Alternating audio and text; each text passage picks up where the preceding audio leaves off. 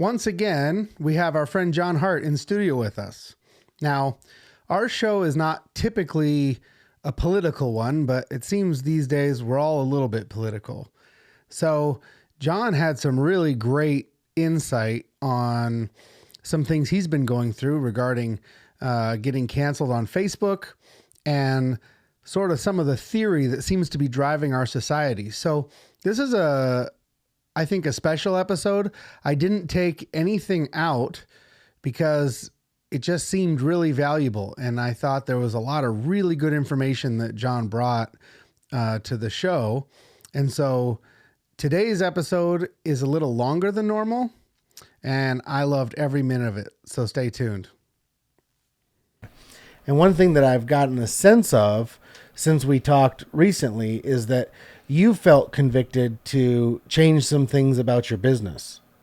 I'm just curious if I can ask you about that, because I didn't ask you about it, but you were saying you're changing some stuff, and it seemed like it was coming from a place of maybe conviction or the spirit or no? Yeah, well, I mean, this is a whole nother topic I would love to dive into really deeply, but I do advertising on Facebook.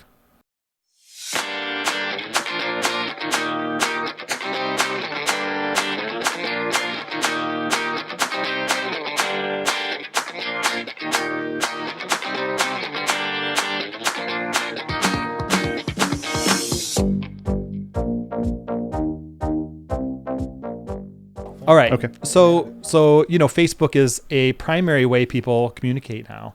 Yep. It's just kind of sprung up, whether anybody liked it or not, or wanted it or not, it happened. Yep. And so it's a common place for people to like share what's going on in their life, share photos, all that kind of stuff. But also people express their views, and that's kind of consistent with the American philosophy of like liberty and freedom of speech, right? So those things are good. I think they're grounded in biblical truths, right? That we have liberty and freedom.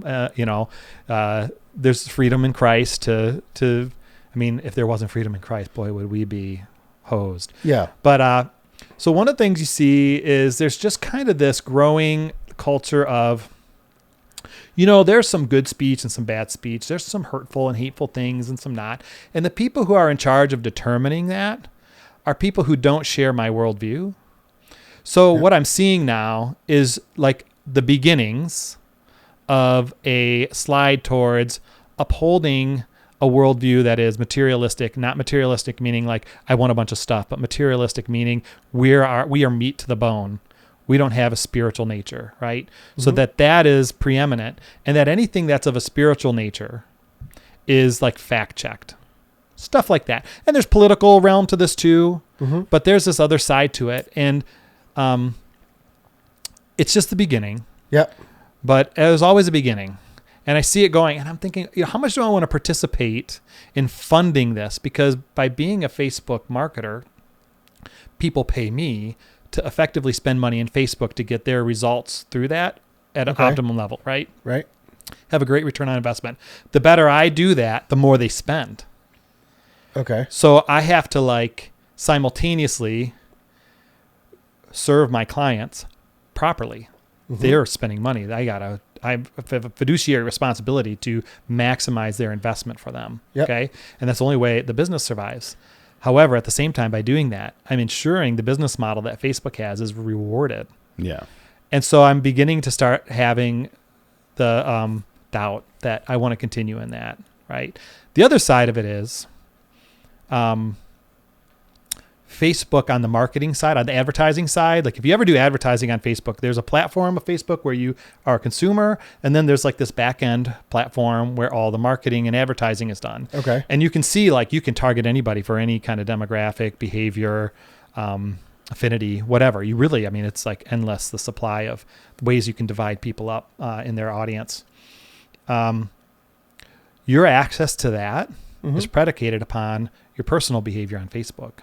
Yes. So another thing that they're doing is they're finding people who on their personal behavior on Facebook, if the speech they engage in, Facebook doesn't like or says is against their terms of service. Yep.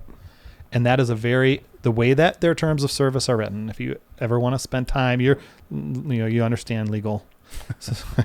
Like it's written in a way It's nebulous. so that they can really It's arbitrary. say any reason why they knock you off. Right. And you'll have zero ability in a court of law to fight against it because they'll be able to like talk to this language. And, you know, even if you have a brilliant lawyer on your side, Yeah. I've researched this because I actually had one of my accounts shut down. And when I went to look into it, it was so odd because it wasn't shut down for actually anything in the account. They just shut it down. So I got on their chat and they were like really sympathetic early on. Like when you start the chat with them, like, hey, I'm having trouble with my ad account. This is going on. They're like, oh, we're going to solve this for you. We're so sorry this is happening. And they're like digging and you tell them like the timeline and what's happening. And then all of a sudden for me, there's a switch where the person on the other end of the chat has this like very helpful tone in their response and go back to, Yep. all right, well, there's nothing else I can do for you. Do you have any other questions? They're like, wait a second. What happened? You said you were going to help me resolve this. What happened to the part in the middle where you tell me Yeah. why and how you're going to fix it? And so they don't tell you what your violation was. They don't tell you what you can do to remedy it. You're just done. Literally done. Now, I'm a small piece of the Facebook money puzzle. Like Right. the amount of zeros after the decimal point of percent of business that I give them is probably dozens of zeros, right? Because I'm just one person and they make billions of dollars. But for me, it's my whole business. Yeah. Yeah. And I started wondering. So I started looking at the timeline of comments that I made, you know, like political comments and when I Your got personal. banned. My personal. Because I just had this So thought is like, your personal in your ad account? so there are was those somebody linked? who had said something that like, you know, again, this is just the political climate we're in. Somebody had said something that, you know, people who support conservatives make up ideas about their opponents to cast them in this certain light. And they gave an example. And it was this obviously false example. And I'm like, well, you know, that's not true. I'm like, here. I wonder who could have said that sparked you to comment. Well, it wasn't anybody. It wasn't a mutual. More impact royalty. No, it wasn't a mutual. It wasn't a mutual relationship. It was somebody else. However, It's a crazy aunt, just like everyone. yeah. And I said, Not well, that I have any crazy aunts. you may think this is made up, but let me show you a video where Right. somebody actually interviewed people, and the people actually said this, basically saying if this certain candidate were to stay, but the coronavirus would go away, or you could be assured they would leave, but another million people would have to I saw die. that. I saw remember that. Yeah. Right? I'm was like, a so these are mainstream real thing. people, real human beings who are saying, and we're not making them up. Right. They're saying they'd rather more people died to get this political person out of the office, right? Right. So I was like, so this really is happening. I mean, I don't know how widespread it is, but you can't say it's made up because here's the evidence. And then they really had something to say about it to me, right? And so instead of getting angry or defensive, because honestly, I was trying to deal with the truth and trying to like be reasonable. Right. I just took a quick look at their profile, and this is why I do this. Because on the internet, it's so easy for people to be just anonymous words on a screen. Mm-hmm. And sometimes what I do, and on purpose, and not everybody does it this way, some people are just doing stalking or like things like that. I look at them and I try to like catch a glimpse of who they are as a person and humanize them and treat them as a human, a image of God. Yep. Right. Yeah. And I said, you know, I can tell that you're a person who cares about others and you really value that people see you that way. And you have like a brilliant smile on your Facebook page. You have, you know, I went in to like kind of like say, well, they're like, why are you commenting on my looks? I wasn't commenting on their looks. I said they had a nice smile, right? But like, Yeah. and then she went into a kind of a tirade on that I was like some terrible person for like saying comments about her appearance. Objectifying when her or you something? look at Facebook's terms of service, one of the things you can't do is you can't talk about people's appearance, physical appearance. Really? So then I'm like, I'm like, I wonder, you know, she would be the kind of person who would probably report it. You know, you report the post. And I thought, you know, I bet you that's where it is. I have no proof. They won't tell me. But when I look at when that happened, and when I look at when I lost my access to the ad account, I thought, So Similar? all Close? of this, so yeah, it was within a day, Oh wow. Wow. right? I don't want to spread conspiracy theories because it could be completely something different that I didn't know about. That is like a legitimate advertising problem they had with me, although they haven't named it, and I've never had any issues. And I don't stray from my formula. The thing that I use, I don't stray from it. Yeah. Right. You know, so it's not like I'm doing anything different or new recently. I've been doing the same thing all along. So then I thought, well, if this is an unaccountable organization that has this much power and can just like shut people's livelihoods down and be careless and not have any like reason to say, hey, here, you violated terms of service. We can't tell you who it was or what post it was, but we saw that, you had been reported for something. And because of that, but they don't tell you anything like that. They just shut you down. So it's stuff like that. And I think, I'm in the advertising world, so I hear a lot of people's stories, and I've heard that repeated story many times, enough times to know, like when you do Facebook advertising, one of the things you have to tell people, because sometimes I teach people how to do it. Yeah. I tell them, hey, just so you know, they will shut you down for what you do on your personal site. Right. And if you make comments that somebody reports and you get flagged for that, you could lose access to doing any advertising. Wow. And if that happens, some people put a lot of their eggs in that basket. Mm-hmm. And if that gets taken away, well, then their business is severely impacted because that was a flow of revenue for them that's now cut off, dead, gone.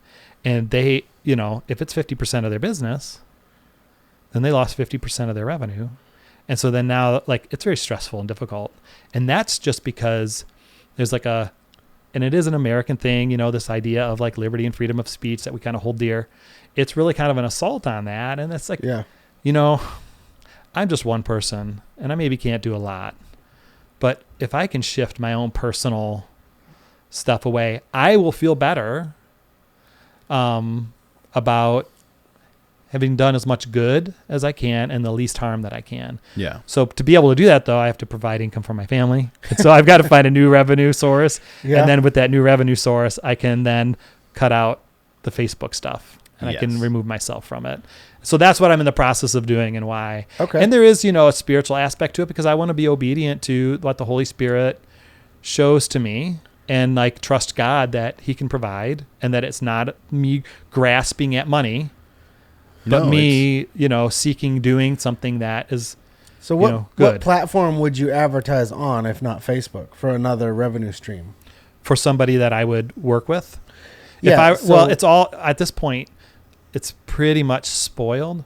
There's some new up and comers that are coming and we'll see how that plays out, but Facebook owns Instagram and WhatsApp. Yeah. Right. Google, we know, is spoiled. And this all comes down to like worldview stuff, right? Like the worldview held by the people who are writing all the algorithms and rules is, power. Yeah. It's not true. Like when you hear the word justice and there's any word added onto it, it's no longer justice. Justice stands on its own. It doesn't need a qualifier. No environmental justice, no racial justice, social justice. There's just justice. If there's something that's wrong that needs to be made right, then you seek justice. Yeah. And that can happen in a lot of ways, but when you add these things to it, you you actually reduce the word to something that it wasn't. It's like makes it smaller. That's an interesting thought. And we've even experienced this recently. We've had a comment taking off of one of our videos. One of our many comments have been removed because of YouTube's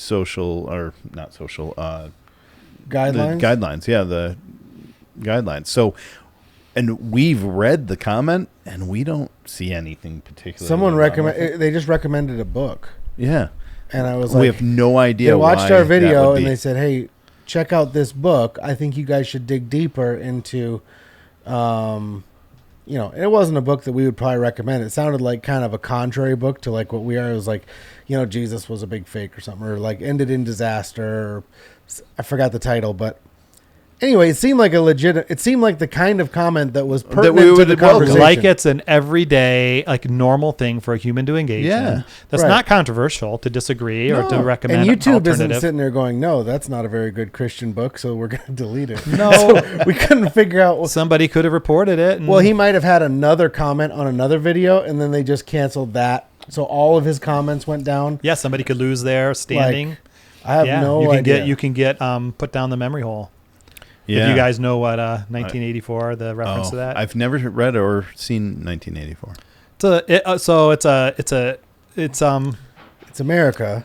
Well, no, what it is like any time you have like an ideology, if you apply that worldview and that ideology perfectly and you run it down like if it were applied flawlessly across society, what the outcome of that would be, it's kind of like the logical conclusion of what these things lead to. 1984 does that with government control. So basically, if government has perfect control, what would that lead to? What kind of realities would that lead to? Yeah. And so it paints that picture. Aren't they So it's burning absurd. books in 84? They rewrite history according to what the current day reality is. So Right. if history doesn't conform to current day realities, they put it down the memory hole. Okay. Okay. They literally erase it. And they make information that's accurate illegal, right? Or something. Yeah. Yeah. So- basically it's like contraband. And if you're found with it, then you're an enemy of the state. It gets deleted for the Yeah. And policy you guidelines. get re-educated. Okay. And there's the same result. I've heard a theory happen where instead of where they're eliminating the true data and only giving you propaganda, that you flood with so much data no one can tell what's true or false. So there's two books that kind of take two sides of this issue. One is 1984. Yeah. The other one is A Brave New World. That's Okay. Aldous Okay. Huxley. So those are two books that kind of talk about how They imagine a Western, what we would consider Western society, where it's like morals from Jerusalem and reason from Athens, kind of like blended together, and government, blended together. That kind of forms like this Western Judeo-Christian kind of culture that we have. How would those fall? Yeah. When liberty is prized and individual freedom is prized, how does something like that fall? And it falls one of two ways. One, government top down, or two, pleasure bottom up. So the idea that we become so focused on our own individual enjoyment and pleasure of life that we no longer value reality and truth. We value what brings us pleasure, and so then it disintegrates that way too. So it's kind of like these two sides of the coin. I believe like they both had a little bit of a prophetic, when you experience the current times and then you read those books, you can see how like, wow, so long ago they saw these patterns develop and they took them to like these really extreme logical ends. But then you see some of those pieces coming true. Yeah. And it's a little bit like, wow, and they kind of almost shake hands. I've always They do. thought when we were growing up in the 90s, right? Everything that I heard from not the Christian side, but from the world was Christians are judgmental. How dare you judge? Everything is okay. You don't have any place. You can do whatever you want. If it feels good, do it. That was the message. That was, yep. And so that was, and then what I would get from my parents and my, church and stuff was like, hey, don't listen. It's a trap. We need to keep ourselves pure and we need to behave properly and we need to honor God with our lives. And the benefits and the blessings that will come from that are much better. But we got to the point where, from my perspective, the world won. Like, they ended up getting, for more or less, except for your Christians or people who are really ascribed to some kind of a maybe religious belief, we got consensus that nobody judges anybody for anything and everything is okay. And now it seems like we're now getting the point where, wait, there's no standard. We need a standard. And so now it's like, look at all these people who are being victimized by our sin. And so it's like these people are being victimized and they raise it, and it's like now anybody who says anything against them is an oppressor. And these people are being, it's like everything. I've never seen sex be so scandalous in the world than it is now. Like, you find out that somebody in Hollywood, groped some chick on a date, and she comes out and goes, he groped me and I didn't want to be groped. and the world turns on the celebrity. It's like, I'm not saying that that's right. I'm just saying that wouldn't have been a news story in the 90s. In the 90s, No, it was glorified. it would have been like, well, yeah, well, look, that's what that was boys Tuesday. do. Yeah, look, the legendary stuff that you would hear what is going on in Hollywood was like, yeah, they're I'll crazy. tell you what, if you guys want to get shocked, just watch Johnny Carson shows. Really? Honestly, you'll be surprised at how freely they talked about everything as if it was kind of normal, because it was at the time. There was like the jokes that they It was laugh a at. given. It was like They were okay with like a degree of what would be today called sexism, racism, homophobia, like all these things that are the isms and phobias and like all the bad things. It was just kind of like commonplace to laugh or talk about it. And it was, it wasn't glorified in the sense of like it was just like self-evidently good. It was just a common experience. And so we talked about it normally, right? Baked in reality. Yeah. It's just funny. You would be shocked if you watch it. You'd be like, man, if this show, which is prized historically as like this people's everyday experience, was to see Johnny Carson at night. Yeah. It was like a national thing. If that were on now, it would be one episode and canceled. And I think that that's even true about recent shows. Like if you look at The Office, I think you can come up with, there's shows on The Office that I don't think could fly today. It's just funny because when was the last time you ever heard someone say, how dare you judge them? Because everybody, like, it seems like the world is crying out for a standard, and they're just crucifying the people who break it. And now it's the Christians who've always said, going, hey, what are you guys doing? This is crazy. We went through that. I think what you experienced in the 90s was this like onslaught of postmodernism and relativism. That became kind of the thing, right? Yep. With that means pretty much everybody is their own lawmaker. Right. And it's what's according to you and how you feel. Yeah. And that was the reality, right? Yep. Well, there are consequences to that leave like, okay, well, if everything's permissible, then everything can be either right or wrong depending on your view. And you can't exist that, like, there's no logical, it's not coherent, it's not logical. You can't live that way. So something had to replace it. And the thing that's replaced it is this idea of oppressed and oppressor. Yeah. That's what's really come in. Victim. So this idea of like critical theory, people hear about like President Trump. What is critical theory? Well, critical theory is the idea that, laws are put in place for the appearance of there to be justice, but the reality is all of justice is based on who has power. An example of this might be how, if you do something really wrong, but you have a ton of money and you have a great lawyer, you can get off, right? Whereas if you don't have a ton of money and you have a terrible, like maybe a state lawyer that doesn't really know what they're doing in this particular case, you may end up having a really severe sentence for something somebody else would have nothing, a slap on the wrist, a fine for, right? Right. So like the law is not equally applied. So what they're saying, the reason the law is not equally applied isn't because the law is not equally applied. It's because it's fake. And it's only about power and oppression. And that the power resides in the people who have the money and the wealth and all this stuff. But then they add in this other aspect to it of oppress and oppressor, and they reach back in history and they pull forward. They say, well, this stuff was established back in a time when there was this extreme racism. There was slavery. There was this oppression of what in our country would be minorities, in other countries, majorities, but so then it becomes not only this financial like inequity in law that's critical theory, right? It's this racial. So that becomes the critical race theory, is that there's this power based on race that's inherent because the laws were made by people who were, according to critical theory, the powerful people of the time made the laws that uplifted them and oppressed people who were not like them, just by the nature of who made the law. Yeah, so now we have to do the inverse. So justice is injustice, but because it's offsetting the other one, right?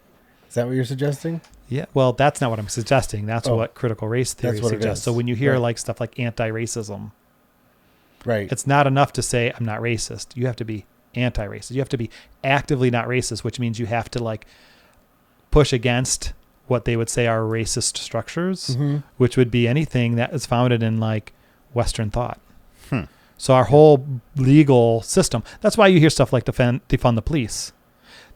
They will claim that the police is an institution that was put in place to catch like slaves that escaped. Like that was like an initial iteration the whole reason of for police. And so that because they were born out of that, they're systemically to the core illicit.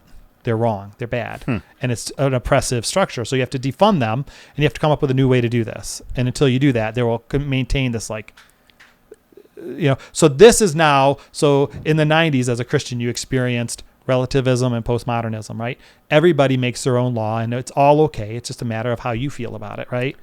Now it's these different layers of power over the oppressed. So it's racial and socio-economic power. Yeah. And so, that's kind of the framework that they use that's their like lenses to view the world. So you'll hear people say absolutely ridiculous things that make no sense in reality. But according to that theory, if they're holding it consistently and seeing it through to its logical conclusion, eventually what will need to happen, according to them, if you follow logical conclusion, is that minorities will rule all, and majority white, everything that they built will be destroyed and they'll be subjugated as slaves. That is the anti-racist logical conclusion. If you take it to its end, because it will never end, because there's all like you'll see, like it doesn't matter how much opportunity is afforded to people, how many like scales have a finger put on them, right, to like try to level things. Nothing is ever sufficient. So this idea, I mean, it's destructive and chaotic in what it proposes. But if you hold to it and you believe that it's true, and this is the same with Christianity, if you hold to Christianity and believe it's true, well, then that should inform like everything you do, how you see everything, how you act, how every choice is made is through the lens of we were created by a God who gives us the whole story of how it all happened in the Bible, and that this revelation is the truth about reality. Then you live that way. Well, if, everything boils down to we're meat to the bone and we've determined what we feel like is good and evil, and it's based on oppression, oppressor, wealth, poverty, these items, well, then that really forces you into taking actions and living consistent to it in a way that, as we see it unfold, some people are like, what is this insanity? But it was the same thing in the 90s. What is relativism?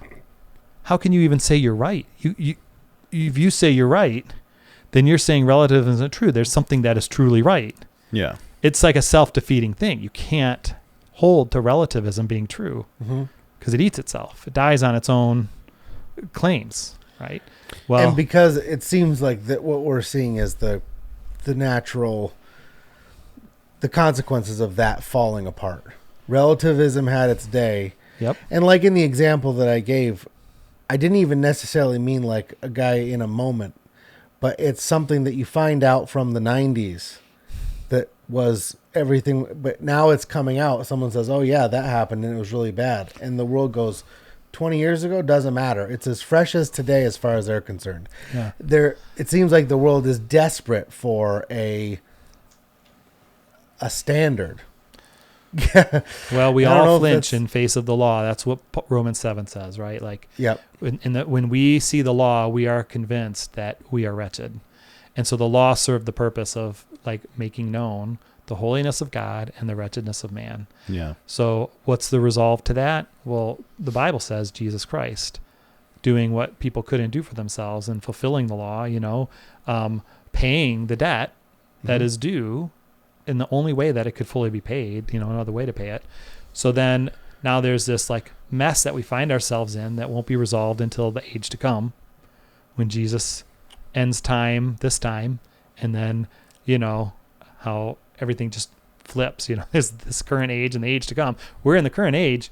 Until then, it's like, all right, so we're free from sin in the sense that we're not like chained to it.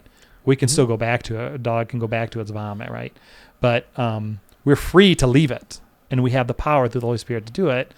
We see it that way, whereas the world, they just see like, well, the law makes us bad, and we don't like how that feels. So we're going to say, we're going to do our own law.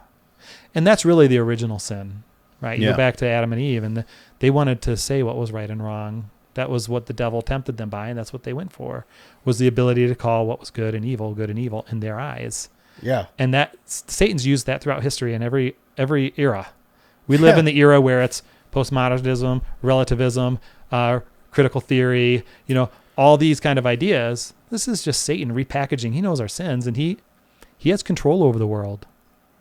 He hasn't been bound yet, right? So like people who don't have the Holy Spirit are still under the influence of the great deceiver who knows our original sin and is masterful at using it against us to destroy.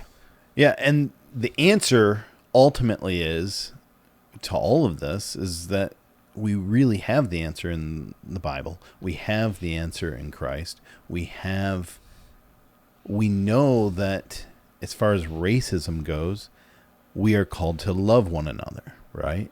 As far as, economic diversity, we are called to help the poor.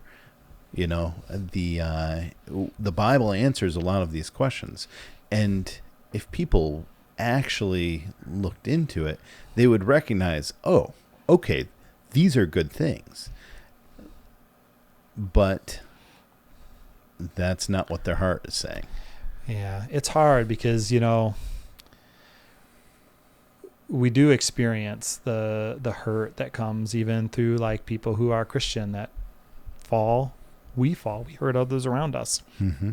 We're saved by God, and yet we do destruction. Just like Paul was saying, I have this war within me happening. We all have this war within us. It's that there's hope. The hope. And what you see is generally people who have that hope, who are in the Word, and I have our hope, you see a different kind of thing come out of them. Yeah. That is mercy and grace and the fruits of the Spirit, right? You see that stuff. And that's where I think a lot of people do get drawn to the church, is when they actually see people living it out. Yeah. And living that freedom. That's freedom, the world says freedom is doing what you want, how you want, when you want it, kind of thing. But what we learn is that's actually like a prison. It's sad. Yeah. And then, but when you're obedient to Christ, and when you read Paul start with saying how wicked he is, and then you read like all of Romans 8 is a message of hope. It's like this incredible message of hope. It has the part in it where we are more than conquerors through Christ, right? There is no condemnation, right? What a message of hope. There's no condemnation, like the freedom that comes with that every day you can wake up and like everything's been paid for. I can freely give and love, and God has a storehouse of abundance based on that, right? Versus the hope of like what?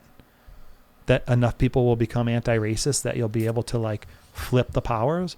Well, then it'll just cycle itself again. Yeah, you just have more people that are being. Now it's just we just switch seats.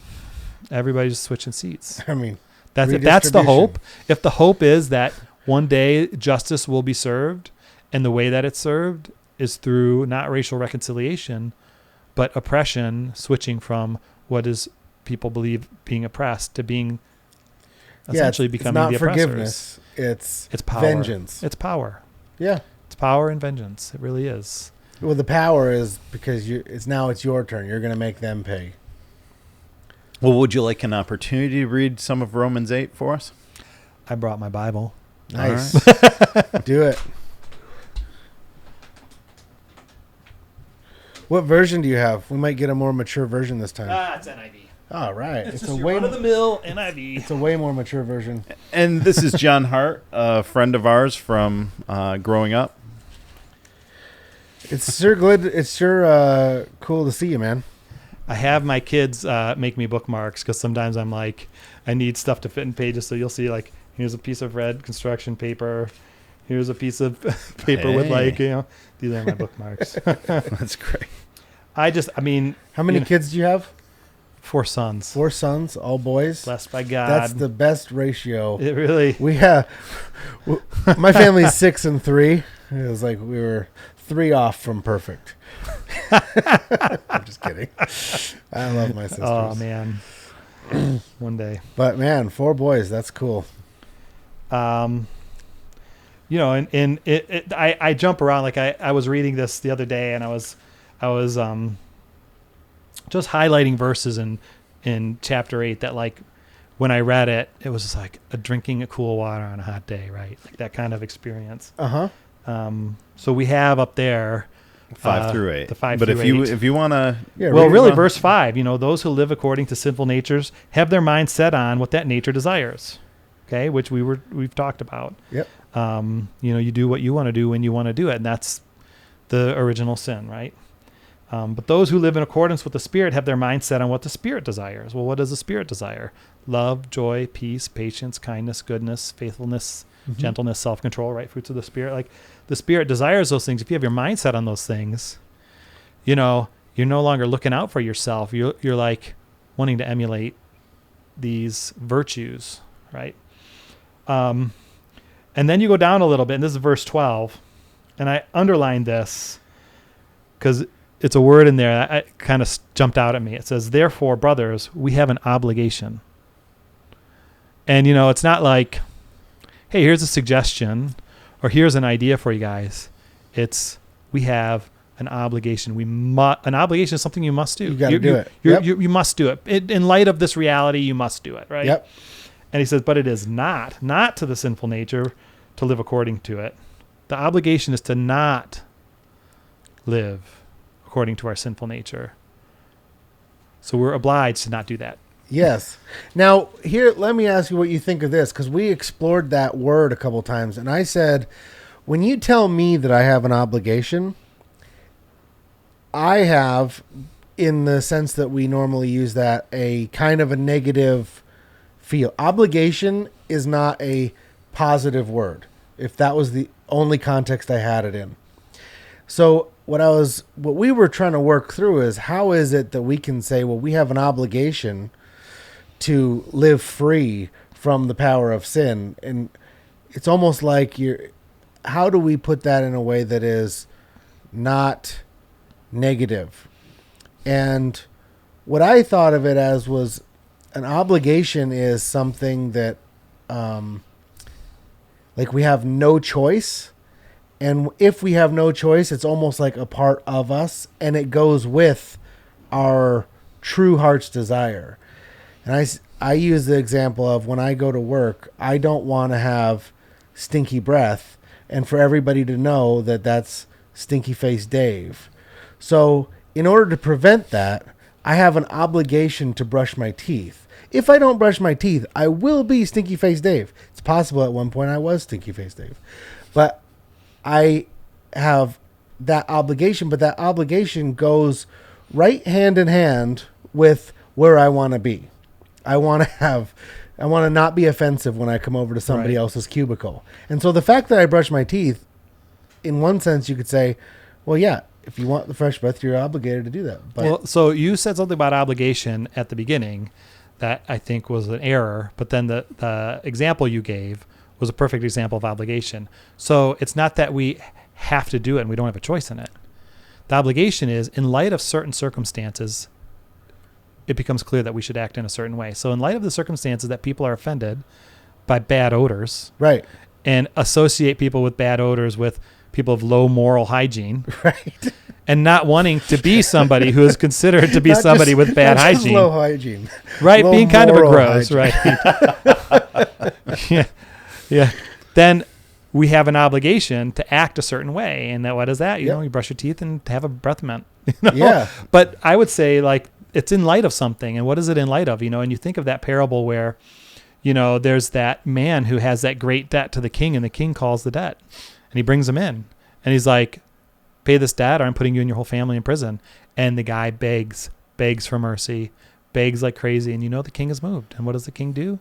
He cancels his tremendous debt. You know, let's say it's $100 million in debt, cancels it and says, you are free. And the king has the authority to like Throw him in cancel jail. it and be, that's done. You're done. Yeah. You never have to look back on this again. You are totally free. Okay. Well, then this person leaves the presence of the king and comes across a servant who owes him like $100. He's an authority over this lower person. Mm-hmm. You know, in light of what the king did for him, you would say he would be obliged to show that same kind of mercy to others. But instead what he does, and when we see it happen, all of us are like, Dude, not totally cool. disturbed by him. Not cool, Right. So dude. it's illustrating something where you're just like disgusted, or like, you know, when Naaman comes to David and is like talking about somebody taking a precious lamb from somebody, Yeah. you know, and he's like, "Oh, kill him! Tell me who it is." And he goes, "It's you!" And it's like, He stole his only lamb. The Right, guy who right. had a whole flock. that he Yeah. raised from a Yeah, baby. and slept yeah, yeah. So, I mean, it gives you this sense of like, well, the obligation isn't like this rule that's like, you know, obey or die. It's more like, here's a gift you've been given.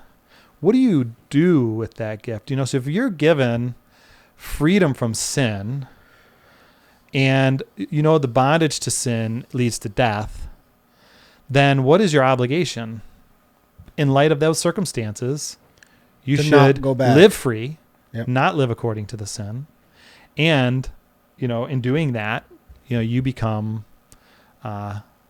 honoring to God, and he uses that in the lives of others. And we've already talked amongst us about the impact others' behavior has had on us and the lasting impact it's had when we see somebody who does something that represents a faithfulness to the spirit of God, of truth, of not living in the spirit of sin, but in freedom from it. Mm-hmm. And how that just like woke us up in a way spiritually. Yep. Like, what a gift to others that we would deprive them of if we didn't. So the obligation is really kind of, Yeah, and when you look at it in that light, it's more like saying I was obliged to go to Cedar Point and eat waffle fries all day and have dessert constantly. Like, it's like something that in the right view is something that's the most exciting, wonderful possible thing you could come up with, right? And so it's like, yeah, I'm obliged to do this wonderful thing. It almost sounds sarcastic when you start thinking about it. It's like, I'm obliged to not feed my sinful nature, right? Mm-hmm. Like, it's like, this is the most wonderful thing I could possibly do for myself. yeah. And I'm obliged to do it. I have to do it.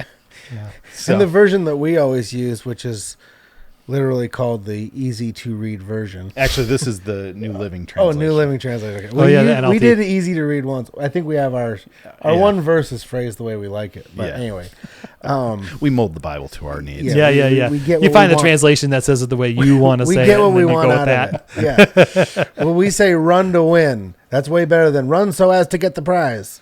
Well, I mean, they mean the same thing, but one sounds cool and the other Well, one both is are tough. said too, Yeah. right? The runners run to win the race, you know? Right. And what this one, what the one we're using also says, you have no obligation to do what your sinful nature urges you to do. Yeah. So it's also, you're obligated to do what's right. If you want to look at obligation as if you can't get the negative out of your head, it's like, well, fine. Well, you have no obligation to do what your old self would feel compelled to do in the moment. You're now bigger than it. He has conquered sin. And so when we get to heaven, if God's like, why did you keep going back to that well? Be like, I was not strong enough to do it. It's like, he'll show you, you become a Christian. You're He-Man with a little tiny rope around your wrist and you can't get out of the cage. It's like, yeah, you had the strength. God gave it to you. You have the strength, but you know, like we were talking earlier, that kind of idea of when you're young and you're a Christian and you might think like I did, that when I'm older, I'm going to be this like super Christian. You know, the truth is what a super Christian is somebody who realizes their freedom in Christ and then feels obliged to like live in gratitude from it.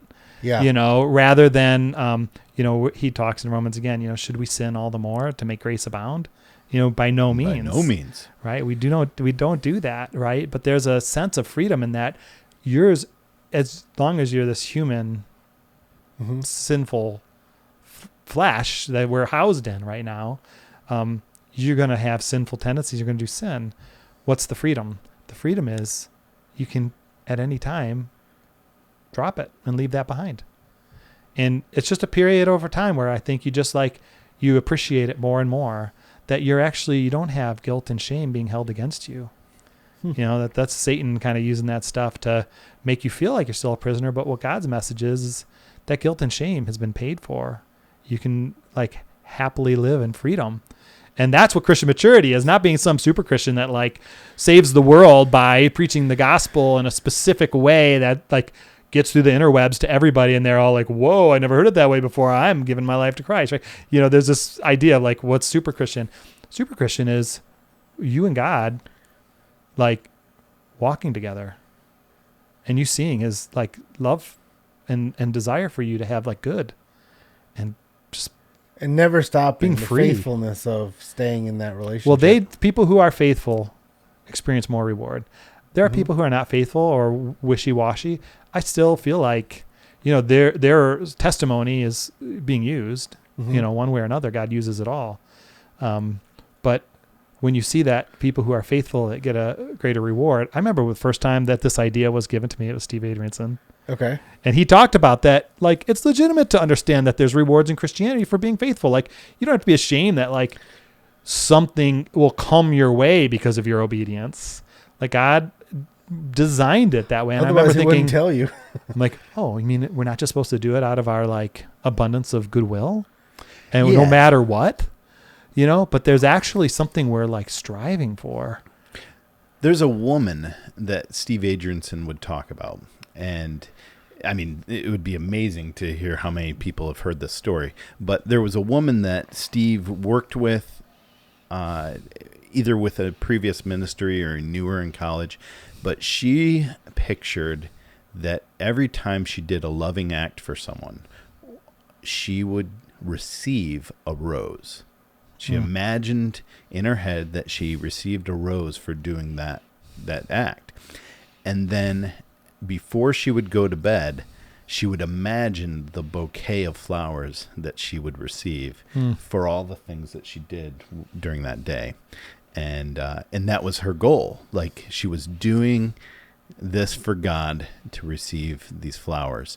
And I think that just think of what a better world this would be is if we all imagined God daily rewarding us for the good things that we do through our day. And I think that would be a really great outlook for people. Yeah. And what if that thing that we did every day may not be, necessarily that you have an opportunity to do an act of kindness, but you have a moment to say to God, I believe you, I trust you. The hardships that come my way, I'm not going to flinch in the face of them. I'm going to stay faithful to you. Help me, give me the strength, and what, when you read the Psalms and you read David, he's kind of manic, one day he's just praising God for everything good. And then one day he's where are you, God? Yeah. But he never stops. Yeah. He's relentless in his pursuit of God. Where are you? I want you. I need you. Oh, you came. Thank God. Thank you. You came, you rescued me from my enemies. But now what, are you going to leave me to die in this dust? He's all over the place. But there's a sense that, in the way that he's recorded to have been called a man after God's heart, that it was just this constant flow of relationship with God. Yeah. And that the way that God rewarded that, Mm-hmm. Wow. Yeah. Well, thank you very much for coming, John. And we hope to have you on again. Yeah, it's awesome. That would be awesome. It'd be a blast. And Merry Christmas. I love this stuff. Yeah, Merry Christmas. Well, Steve records here on Fridays, and so it's not difficult to yeah, you're right up the road from me. do I'm remote. I see we that. have How is he not remote? We have the Wait, who decide who's remote? We're both remote. Oh yeah, because there's only two. And then Well, if Do you you were feel here, remote? if you were here with Steve, I would be remote because I'm by myself.